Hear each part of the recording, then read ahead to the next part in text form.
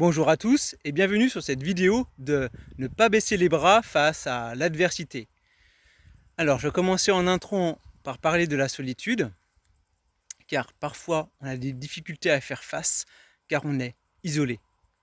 La solitude est peut-être liée au fait que l'on pense être seul, car personne ne peut nous aider, ou alors que personne peut nous comprendre autour de nous, ou même que la présence de l'autre nous est inutile pour avancer, pour incarner les choses, nos choix, notre vision. Je prends l'exemple d'une graine qui peut attendre 10 ans avant de germer.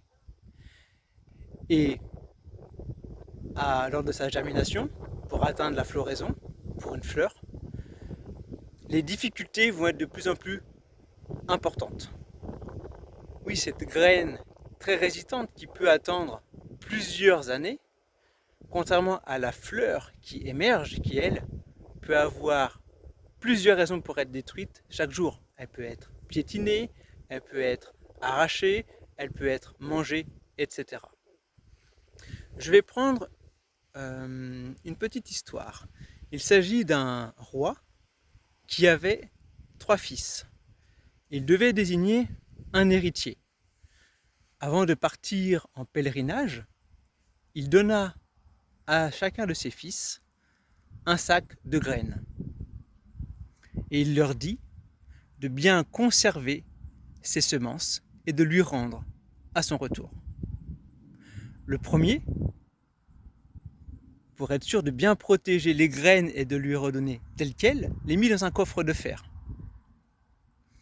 Le second, voyant cela, se dit que les graines allaient mourir. Et donc, il alla au marché, vendit ses graines et garda l'argent pour acheter de nouvelles semences au retour de son père. Quant au troisième, il prit les graines, alla dans son jardin et les balança à la volée pour les semer. Plusieurs années passèrent et au retour du roi, donc les enfants se présentèrent. Le premier ouvrit le coffre où il y avait les semences et le père lui indiqua qu'elles avaient perdu tout le potentiel de floraison qu'elles avaient. Il alla voir ensuite le second fils qui lui donna des graines qu'il avait achetées en sachant le retour du roi. Et son père lui dit qu'il avait mieux fait que le premier, mais qu'il pensait qu'il aurait fait mieux que ça. Et en allant voir son troisième fils, sans savoir à quoi s'attendre, son fils l'emmena dans son jardin. Et là, le roi vit des millions de fleurs partout. Et ce troisième fils lui dit: quand les nouvelles semences seront prêtes, je les cueillerai et je te les rendrai. Et c'est ce fils qui fut désigné comme héritier. Ce que je veux montrer par cette petite histoire, c'est que c'est l'amour de la vie et son expansion qui a permis la floraison des graines et la continuité de la vie. Et la vie se fait par cet axe d'amour, et cela permet de briser la solitude. Et maintenant, ce qui bloque à l'intérieur, c'est le fait d'être le maître de vous-même, que votre regard reflète vos perceptions personnelles, et cela dans le silence le plus total. Et je sais que vous pouvez devenir le maître de vous-même, comme on sait qu'une chenille deviendra papillon. Et avec courage, cela se réalise par l'amour de soi-même. Comme le fils, avec l'amour pour la vie, est devenu l'héritier. Est venu le moment de la croisée des chemins. Vous avez le choix. Vous êtes doué. Il manque juste un tout petit peu de confiance en vous. Une décision est bientôt à prendre, ou même peut-être est à prendre. Avancez sur votre chemin. Votre décision sera la meilleure. Et ensuite, ce qui vous bloque dans la société, c'est-à-dire à l'extérieur de vous-même, c'est la comparaison. Regardez la vérité en face. Il y aura toujours des obstacles, comme il y a toujours des personnes dans des situations délicates. Pour savoir qui vous êtes vraiment, inutile de vous comparer. Regardez plutôt toutes les choses que vous mettez en œuvre dans votre vie. Certaines personnes vont penser, je fais plein de choses, j'essaye, mais ça n'aboutit pas, ça ne fait rien. Mais vous faites, vous êtes des combattants, vous faites. Je vais prendre un autre exemple pour extérioriser la situation et prendre quelqu'un d'autre. Et vous allez voir comment vous allez évaluer ou même juger la personne. Et vous verrez si vous allez la juger négativement, ou comme si elle ne faisait rien. Imaginez une personne, prendre même un élève à l'école. Il n'a pas la bonne méthode, il n'est pas accompagné, mais il essaye. Il dépense beaucoup de temps, beaucoup d'énergie, mais ça ne porte pas ses fruits. Aucun fruit. Alors oui, là, face à cette adversité, face au résultat, il pourrait se décourager. Et même avec ce sentiment-là de solitude. Mais regardez, tout ce qu'il met en œuvre pour réussir, il essaye. Eh bien, je vous dirais, c'est pareil pour vous. Regardez plutôt ce que vous faites que les résultats. La comparaison entretient des sentiments d'infériorité ou de supériorité dans d'autres cas. Soyez un brin d'herbe a autant d'importance qu'un arbre.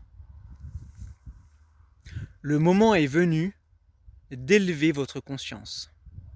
Encore une fois, soyez le maître de votre vie. Un changement est à prévoir après les souffrances que vous avez endurées et la compréhension que vous avez maintenant. Nous avons vu les deux principaux blocages et pour avancer, cela se passe par une profonde expérience de la vie.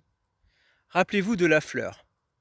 Et c'est en découvrant que le monde peut être menaçant ou dangereux qu'avec le temps, la perte de confiance et le doute augmentent. Pour le premier fils, pas confiance en l'extérieur, donc il protège les graines dans un coffre et elles meurent, à l'instar de parents qui brideraient de manière extrême le relationnel de leur enfant. Évidemment, ça tue ce relationnel.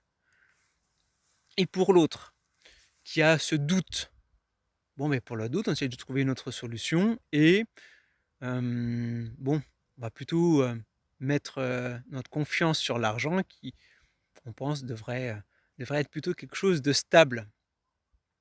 Là encore, on a nos graines à la fin, mais on pouvait bien sûr faire mieux.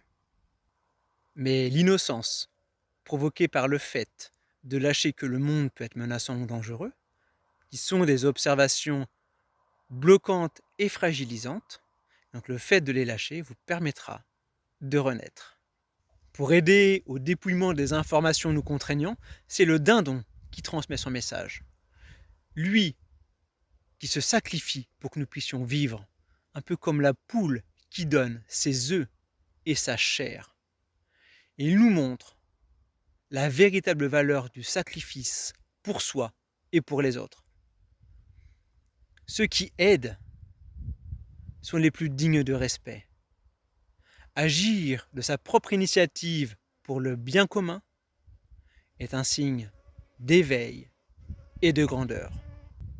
C'est comme le dindon qui soutient et aide. Aidez les autres en vous dépouillant des informations limitantes et gagnez le goût de partager avec les autres. Et pour résumer, en étant le maître de vous-même, en considérant vos choix, en arrêtant de se comparer pour être, en laissant les observations limitantes pour renaître, vous êtes prêt pour ce qui est nouveau. Les fardeaux qui pesaient lourds sur votre cœur disparaissent, les peurs s'effacent, quelque chose de nouveau s'annonce à l'horizon et vous avez en vous les qualités d'innocence et de clarté pour l'accueillir. Et peut-être, malgré cette vidéo, vous ne voyez pas comment faire. Sachez que je propose un accompagnement pour briser la solitude, trouver des solutions, pour être son propre maître, ne plus limiter ses pensées, ses paroles et ses actions dans la vie, afin d'avancer d'un pas sûr pour ne plus baisser les bras face à l'adversité. En attendant, pour conclure, arrosez la plante qui est en vous, et observez-la s'épanouir pour devenir un arbre fort, enraciné dans l'amour. Soyez vigilant et conscient de l'énergie que vous nourrissez en vous. Une partie est construite par des croyances issues d'observations limitantes. Abandonnez les programmes et les schémas de pensée inférieurs. Alignez-vous avec votre énergie, l'amour. Observez les fruits de votre arbre. Un arbre s'épanouit sans comparaison. Il inspire paix, unité et amour. Au revoir.